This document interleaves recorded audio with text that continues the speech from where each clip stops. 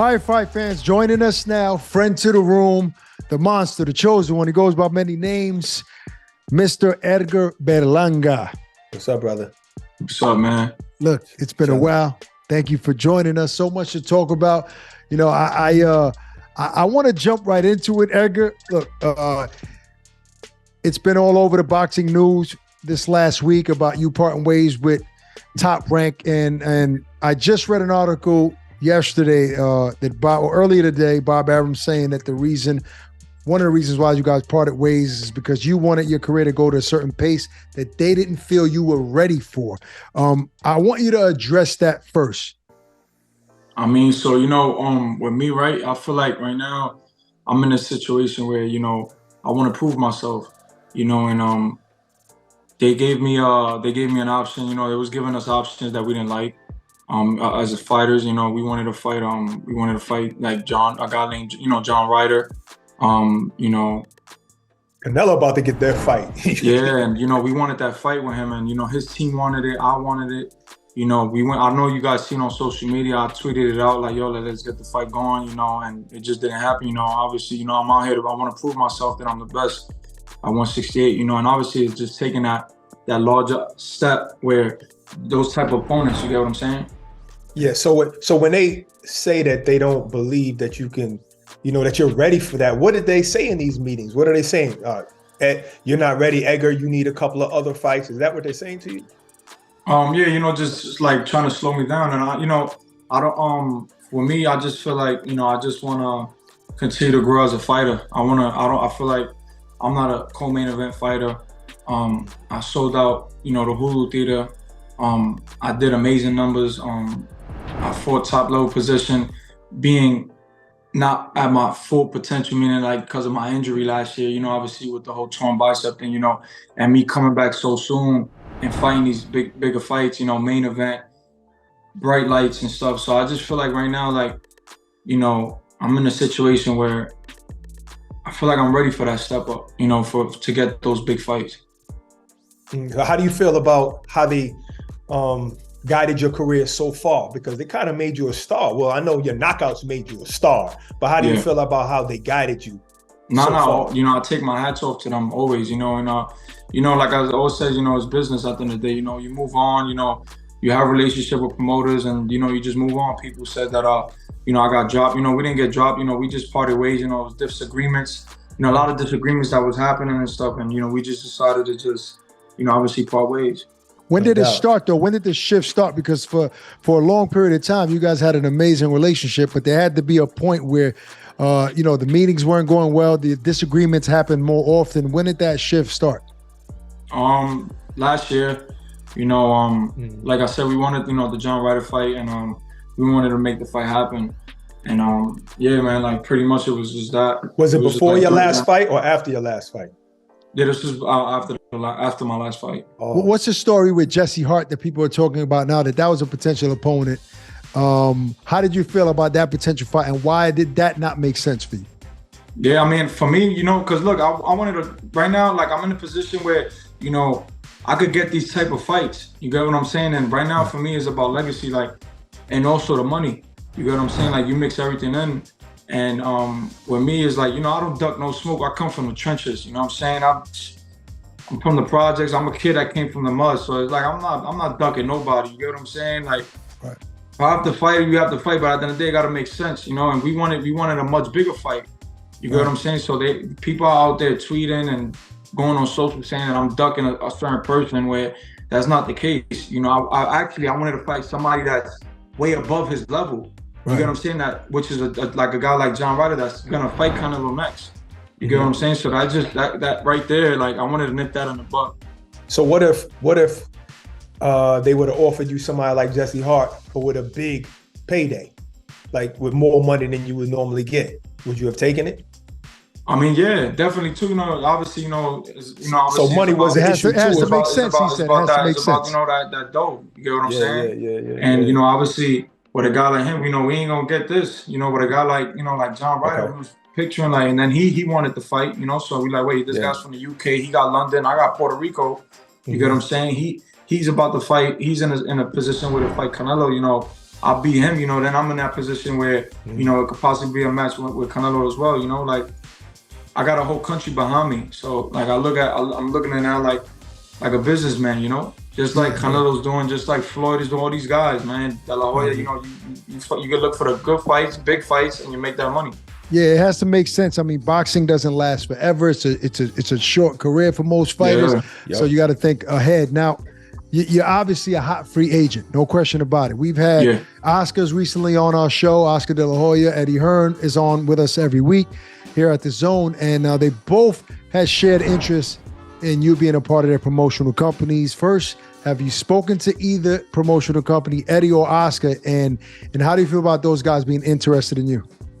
I'm happy, man. You know, it actually was a saga. You know, not a saga because I already knew I was a star. You know, regardless of all the critics on social media. Listen, at the end of the day, I look at it like when you're doing good, when you're doing something, you know what I'm saying, exciting, and when you're winning in life, man, you're always gonna have haters, man. So that comes with the territory, you know. And I'm just happy, man, to just be in this position. You know, I feel like right now I'm like I could curse. No, no, we try to hold. I feel like I'm like a hot chick in Hollywood. You know, everybody want right now. You know? What the heck you was going to say? I'm a hot mother effer. Have you spoken to Oscar or Eddie yet at all? Right now, well, this week we're gonna have meetings with all three of them. Okay. So you know that's cooking up right now. You know that's one of the reasons why I flew back out here to New York, and I literally just got back to New York right now. And so this week's gonna be a big week. Can you talk about real quick, Barack? Sorry, can you talk about like Matchroom Boxing and DAZN and what Eddie's been able to do? What do you like about Matchroom? Just I'm putting that out there. I want your opinion on what Eddie has done here in America. He's a beast, man. You know, I feel like Eddie's a beast. I think that he has a solid company. DAZN he has a lot of great fighters as well. And he has good he does good promoting as well. You know, obviously I've been to a lot of his fights. You know, Derevchenko versus Triple G, Devin Haney fights. So, you know, I just look at how he runs everything and is solid. Okay. I mean, so was there a time though, like after you guys broke up, you and Top Rank, was there a time like, damn, man, I wonder where I'm gonna go now? Like, what's my next step? Was there a little time like wondering like what are we gonna do? Meanwhile, all these guys already want you and you don't even know it yet. But was there a time of like, damn, this might be tough? Yeah. At first I didn't know this was gonna happen. You know what I'm saying? Like from one day to the next, it was like I was all over social media. Everybody's calling me. I just got back from Puerto Rico and I'm in the airports and you got the TSA. You know, the TSA workers is like, Berlanga, you know, like where you going? You know, I'm in the restaurants. People's asking me like, yo, who you gonna sound with? Who you gonna sound with? I'm like, you know, I'm walking in the streets. People's beeping their horn at me. You know, screaming my last name, and I'm like, damn, like. Yeah, there's a blessing right here, man. Like, there's a blessing in disguise. You know, a lot of people think that, you know, you get like parted ways with Top Rank, and it was over for me. Yeah, and that wasn't the case. You know, I feel like my career is starting to begin now. Yeah, we knew it wasn't gonna be over. You're in your 20s. It could be right, but still, it could be like a moment of reflection, a little sorrow. Like, damn, man, I gotta start over again with somebody else, and then all of a sudden, look, so you ain't have that much time of sorrow because so many people showed their interest so quick. Is that what you're saying? Yeah, for sure, man. Like, I think like 2 days after, you know, Floyd Mayweather wound up reaching out as well. Wow. You know, he wound up reaching out, and I just, you know, I spoke to him, you know, and I passed my number on. I passed Keith Conley's number to him. And I said, you know, if you're interested, whatever, you know, you could just speak to my manager. What's that like getting a call from Floyd, though? Come on, man. I was like, we all watched Floyd. He was like, what's up, Chan? What's up, Chan? You know, he was just talking about everything, you know, about him, you know, about, you know, how he wants, you know, to blow me up and make me a superstar, you know, fighter, man. And it was a blessing. And I put him on speaker, and my girl. I was about to ask you if you did that. Like, yo, I'm talking to Floyd. He's like, that's Floyd? I'm like, yeah, like, it's just Floyd. I'm like, I got my home with my son. You know, I hang up. I'm like, damn, like Floyd just called my phone, man. That's crazy. Yeah, that's crazy. Now that's insane. Now, like, do you have any regrets from Top Rank? Like, if there was one thing that you feel like Bob and that company could have done differently, what would it have been?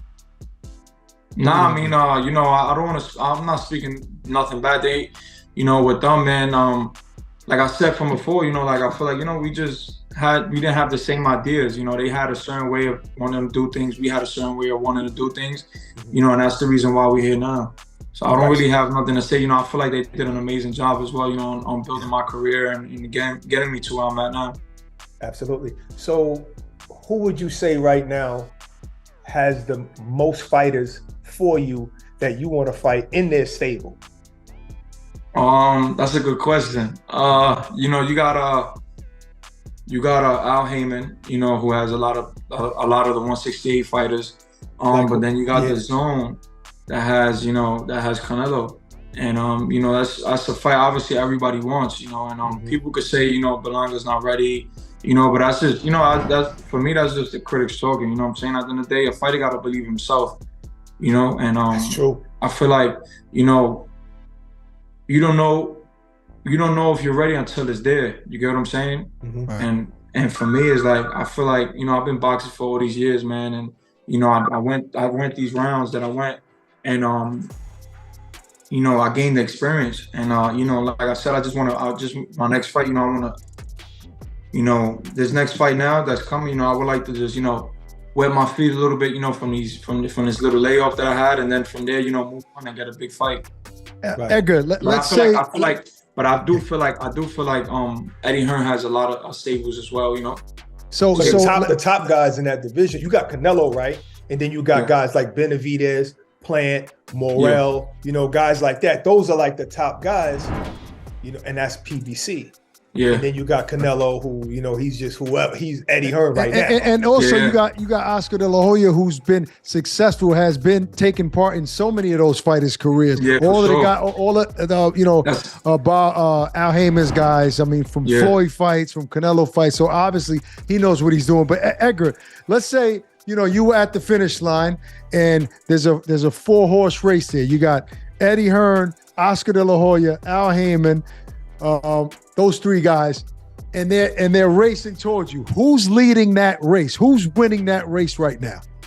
Nobody, man. You know, like I said, this week we sitting down with everybody. We're gonna have a meeting. You know, whoever offers the best deal. You know, numbers gotta make sense. Obviously, you know, the matchmaking gotta make sense, and the way we want to get moved gotta make sense. You know, everything just gotta make sense for my team and myself. You know what I'm saying? But this is interesting, man. Like it's a good, even though you parted ways with Top Rank, you're in a good position right now. It's a good time. It's something new, but it's a good time for you right now. Yeah, definitely. You know, people probably think like I was over here probably like, you know, stressing, panicking and stuff damn, but you know, I'm just sitting back with my legs up, you know what I'm saying? Just chilling, man. Just, you know, we're gonna wait for these offers to come through this week, and then, you know, we gonna go on from there. Is there a certain belt you want more than the others? To be honest, man, like, you know me, I'm ranked in almost every body. Yeah, I saw that. So I think now I'm ranked in the WBC if I'm not mistaken. So for me, you know, it's WBC, WBO, whichever one comes, you know, whichever one is the mandatory for that, you know, I'm willing to take. So real quick, you know, I want to know what's your long-term goals. I don't mean long-term like for the rest of your career, but I'll say 2023, 2024. If you could pick your next 3 opponents in the order that you want them in, who would they be? Next 3 right now. For this next fight, you know what's crazy? This next he's fight, not saying what could be possible. He's saying your what ideal. Do you want? Like if it was John Ryder, whoever, like if you could pick, if it was a perfect world, the happen. next 3, right? All right. Yeah, for me it'll be probably like for my next fight, but obviously, you know, he's fighting Canelo possibly, but it'll be like a guy like John Ryder, or if not, you know, just to get my feet wet, like a Gary O'Sullivan, you know, a guy like that, get my feet wet, you know, and then move on and possibly get the Canelo fight, you know, or fight another fight like a Munguia or something like that, make that fight, and then, you know, fight a Canelo. Yeah. None of these fights besides Canelo seems like a tough fight to you? Yeah, all of them. But Benavidez, you know, you got Benavidez out there who's a beast. Yeah. Caleb Plant, You know, you got Triple G. You got a lot of these guys as beasts, man. So Do you feel like Edgar? Do you feel like that people haven't seen the best of Edgar Berlanga yet? No, not yet. You know, right now, like I said, like a lot of people could talk they whatever they want to talk. Everybody is like a, you know what I'm saying? Everybody, you know what I'm saying? Everybody has an opinion for everything.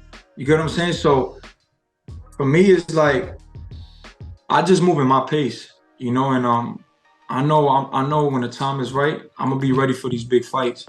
You get what I'm saying? Like I fought last year, my last 2 fights last year, I fought injured. You get what I'm saying? And and listen, I didn't use that as an excuse because I could have took off. I could have been, you know what? After that Coceres fight, when I ripped my bicep, I could have said, yo, I'm gonna take a whole year and a half off or a year off without fighting and get right. You get what I'm saying? But you know, obviously the bag was there, the fight was there. You know, 4 months in, I'm like, yo, whatever. Like, let's get it on. Let's get it popping. All right. So this weekend, your countrywoman Serrano is going for Undisputed at the Hulu Theater. I'm assuming you'll be in attendance to root her on. Yeah, I'm gonna be there. I should be walking her out. I seen her last week.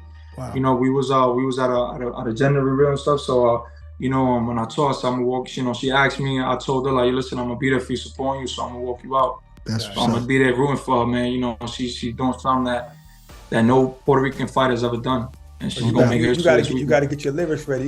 She gotta come out to some reggaeton. You gotta sing, bro. Well, we was trying to get Fat Joe to walk out, but Fat Joe got a big show that day. Damn. So he was like a little upset. So that would have been big at MSG. You know, whenever he come through, it's crazy. And she's gonna make history. She will be the first Puerto Rican undisputed fighter, no doubt. Look, we're all looking forward to what's next for you, Edgar. You know, you've always been support from the beginning of your career. I know you and Keith are gonna make the right move. Can't wait to see you in the ring again, champ. We'll see you later this week. Thank you, brother. I appreciate it. Thank you, guys. All right, brother. Introducing the new DAZN Boxing Show podcast. No matter the time or the place, getting your boxing content has become easier than ever. Tune in as we give you exclusive insights, predictions, fight night recaps, and more alongside the biggest names in the game. All for free. Available globally every Thursday across all audio streaming platforms and with new episodes dropping weekly to give you the latest news. Just type in the DAZN Boxing Show podcast, listen in, and enjoy.